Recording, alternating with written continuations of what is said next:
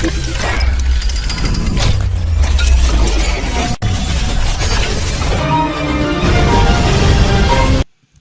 दोस्तों, फिर एक बार स्वागत करते हैं आपका विदर्भ सम्राट न्यूज़ चैनल में। फिर एक बार नए मुद्दे को लेकर हम आपके सामने उपस्थित हुए हैं। आज का मुद्दा भी उतना ही संवेदनशील है तथा रोचक भी है। हमारे साथ में है विदर्भ नेता तथा राजनीतिक विशेषज्ञ श्री छैलवीर जी अग्रवाल। सर, आपका विदर्भ सम्राट न्यूज़ चैनल में हार्दिक स्वागत। बहुत बहुत धन्यवाद आपको। सर, मुख्यमंत्री जो देवेंद्र फडणवीस जी पूर्व मुख्यमंत्री जो थे, उनका यह मुख्यमंत्री पद का त्याग है या फिर मजबूरी? मैं पुन्हा येईल ऐसा बोलने के बाद भी इस बार वो मुख्यमंत्री पद हासिल नहीं कर पाए। क्या बोलेंगे इस बार? ये त्याग नहीं है, ये मजबूरी है उनकी। 2014 के चुनाव में विदर्भ की जनता ने भरपूर सहयोग दिया, आशीर्वाद दिया भारतीय जनता पार्टी को। 40 के ऊपर विधायक बासठ में से चुन के आए और देवेंद्र फडणवीस को मुख्यमंत्री बनाए थे। विदर्भ की जनता को उम्मीद थी कि देवेंद्र फडणवीस केंद्र सरकार के बोलने से, केंद्र में भी बीजेपी की सरकार थी, दोनों मिलकर विदर्भ को बनाएंगे और छोटे राज्य जो विकासशील राज्य होते हैं उनको प्रोत्साहन देंगे। लेकिन उन्होंने ऐसा नहीं किया। उसके बाद 19 के चुनाव में विदर्भ ने इनको पलटा दिया। विदर्भ में इनके जो 40 विधायक थे आधे भी नहीं बचे। विदर्भ ने इनको ऐसा सबक दिया कि ये 3.25 साल सड़क पर घूमे। उसके बाद तीन चक्कों की सरकार बनी, मैटाडोर की सरकार बनी। वो अपना खास करिश्मा नहीं बताए उन लोगों ने भी जो साधु जो मरे उनके लिए कुछ नहीं किया। तुम्हारे राणे को अंदर करवा दिया। और कहने का कुल मिला के इन लोगों ने भी कोई अच्छा काम नहीं किया। तो सरकार बदल गई और डिप्टी सीएम के पद से इनको संतोष करना पड़ा। क्योंकि मुझे ऐसा लगता है कि जैसे उद्धव ठाकरे जी को श्राप लग गया नवनीत थाने का, कंगना रनौत का, वैसे ही मेरे को ऐसा लगता है विदर्भ की जनता ने इनको श्राप दे दिया और इनका विदर्भ की जनता का श्राप इनको लग गया और ये डिप्टी सीएम बन गए। सीएम से इनका डिमोशन हुआ, मुझे ऐसा लगता है। और इनका कोई इन्होंने त्याग नहीं किया, मजबूरी है ये। ऐसे नाराज भी लग रहे हैं, क्या बोलेंगे? चमक होनी चाहिए। वो नाराज तो लगेगा। राजा आदमी को मंत्री बना दो, नाराज तो लगेगा। मैं देखते आ रहा हूँ कि जब से मैं गोंदिया में हूँ सन 72 से, इसके पहले की भी जानकारी मेरे को है, विदर्भ की जनता हमेशा कांग्रेस के साथ रही। कांग्रेस ने जब भी विदर्भ के लिए आवाज़ उठी तो कांग्रेस के नेता को मुख्यमंत्री बना दिया। वसंतराव नाइक करीब 14-15 साल मुख्यमंत्री रहे पुसद से। इसके बाद में बीजेपी की सरकार आई तो देवेंद्र फडणवीस को मुख्यमंत्री बना दिया। लेकिन फिर विदर्भ आंदोलन के लिए जामुनदार ढोटे जो विदर्भ का शेर, विदर्भ वीर बन के उभरे थे, उन्होंने 17 एमएलए और दो सांसद जामुनदार ढोटे खुद चुनाव जीते नागपुर से, और राम हेडाऊ जो है राम टैक्सी जीते। 17 विधायक 2 सांसद चुना के लाए। लेकिन क्या किया, जो धूर्त आदमी है, कांग्रेस धूर्त पार्टी है, उनके जो डिप्टी सीएम थे उस समय रामाराव आदिक, उन्होंने विदर्भ के आंदोलन को कुचलने के लिए धोटे जी को, विदर्भ के शेर को अपना दामाद बना दिया और विदर्भ का आंदोलन कुचल दिया गया। बाद में तुम्हारे शरद जोशी आए, किसान नेता, किसान संगठन के बड़े नेता थे। वो बड़े जोर से आंदोलन किया, उन्होंने हिला दिया था पूरे विदर्भ को। तो उनको राज्यसभा में भेज दिया इन लोगों ने, बीजेपी ने। उसके बाद में अमरीश राव अतराम, जिन्होंने मुख्यमंत्री को नहीं पेला, उनके पोते को मंत्री बना दिया, अमरीश अतराम को, विदर्भ आंदोलन को चल दिया। फिर बनवारी लाल जी पुरोहित आए तो उन्होंने, बीजेपी ने उनको राज्यपाल बना दिया। ऐसा मिला के कुल मिला के जो नेता है पश्चिम महाराष्ट्र के, विदर्भ की आंदोलन को बार बार कुचलने का प्रयास करते हैं। क्योंकि विदर्भ एक दुधारू गाय है। पश्चिम महाराष्ट्र के नेता विदर्भ को दुधारू गाय समझकर उसका धोवन करते हैं। वो नहीं चाहते कि पश्चिम महाराष्ट्र के चंगुल से विदर्भ आज़ाद हो, इसलिए बार बार विदर्भ के नेताओं को लालीपाप दिखाते हैं, जनता को भ्रमित करते हैं। जनता इनके बहकावे में आ जाती है, बार बार इनको मतदान कर देती है।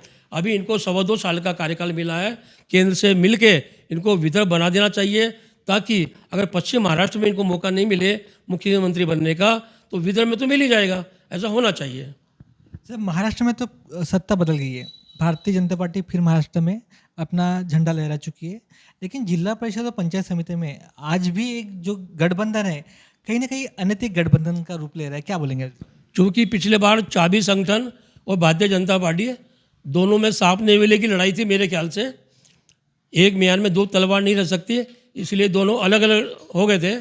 तो पंचायत समिति में 10 थे बीजेपी के और 10 बीजेपी का जो चाबी संगठन है उसके थे 10।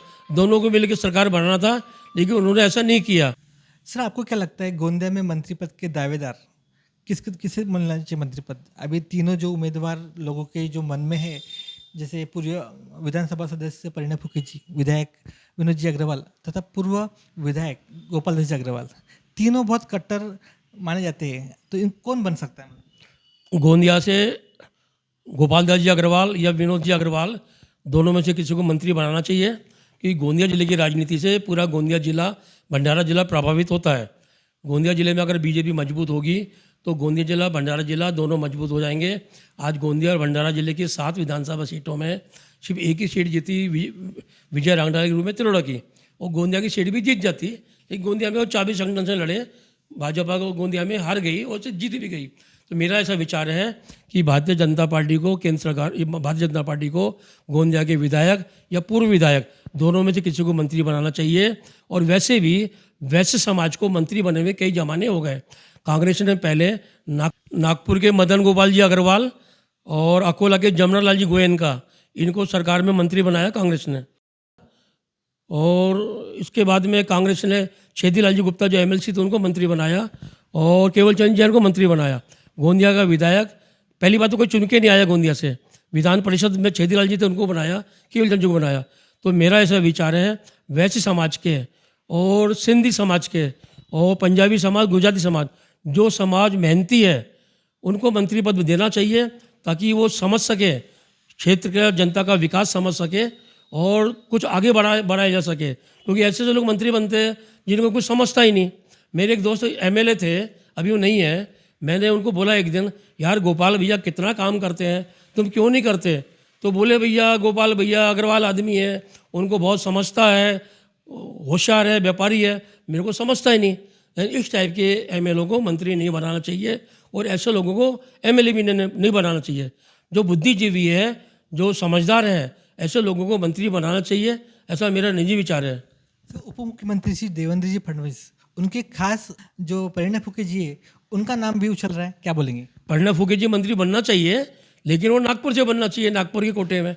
नागपुर का कोटा है, भंडारा का कोटा है, गोंदिया के कोटे से गोंदिया के विधायक को बनाना चाहिए।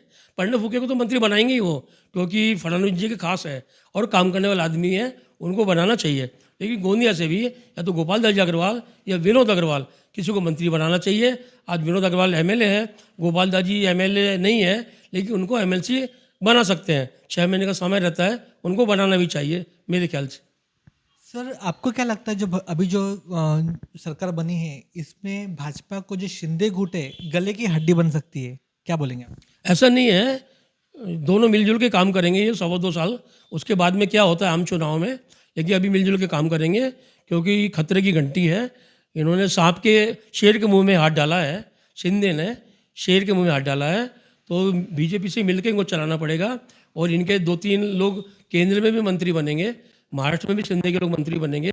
मुझे ऐसा लग रहा है कि आपसी संबंध में इनका बहुत अच्छा रहेगा, सरकार अच्छी चलेगी।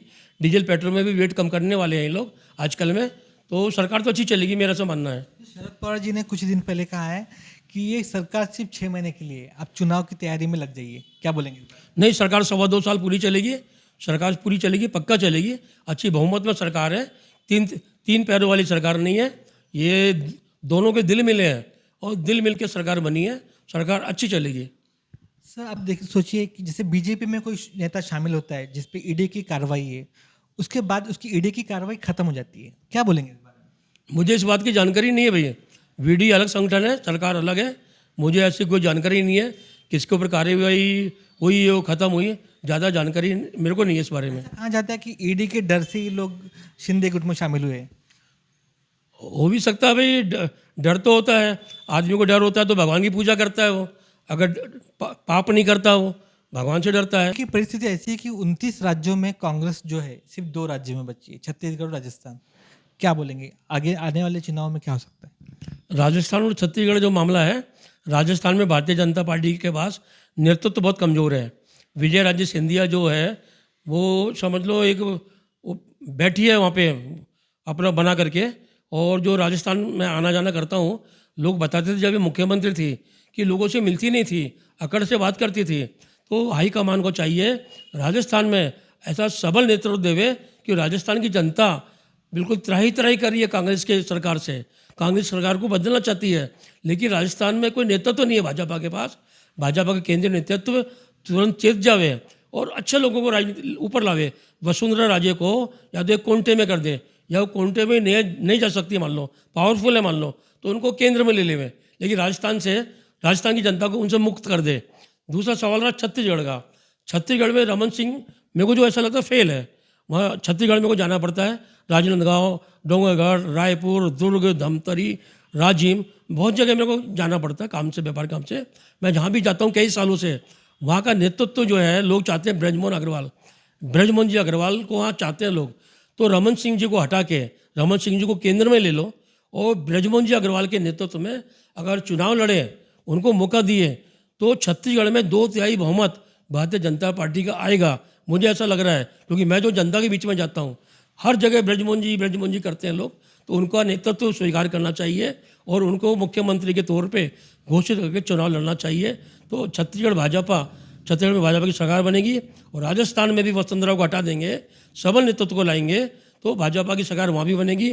और कांग्रेस मुक्त भारत जो महात्मा गांधी चाहते थे, कांग्रेस को ख़त्म कर दो, अब देश आज़ाद हो गया है, कांग्रेस की जरूरत नहीं है। और हमारे मोदी जी भी चाहते हैं, प्रधानमंत्री भी, कांग्रेस मुक्त भारत हो। कांग्रेस मुक्त भारत जब ही बनेगा जब 2 राज्यों में पूरा केंद्रीय नेतृत्व ध्यान देगा और वहाँ सबल नेतृत्व प्रदान करेगा। धन्यवाद सर। दोस्तों, आज का एपिसोड आपको कैसा लगा ज़रूर हमें सूचित करें, और आपका कमेंट्स का हमें हमेशा इंतज़ार रहता है। आपको हमारा एपिसोड सही में अच्छा लग रहा होगा तो कमेंट्स करना बिल्कुल ना भूलें। अगर ये एपिसोड आपको अच्छा लगता है, इसे लाइक करें, कमेंट्स करें और फॉरवर्ड करना ना भूलें। धन्यवाद। देखते रहिए विदर्भ का नंबर 1 चैनल विदर्भ सम्राट।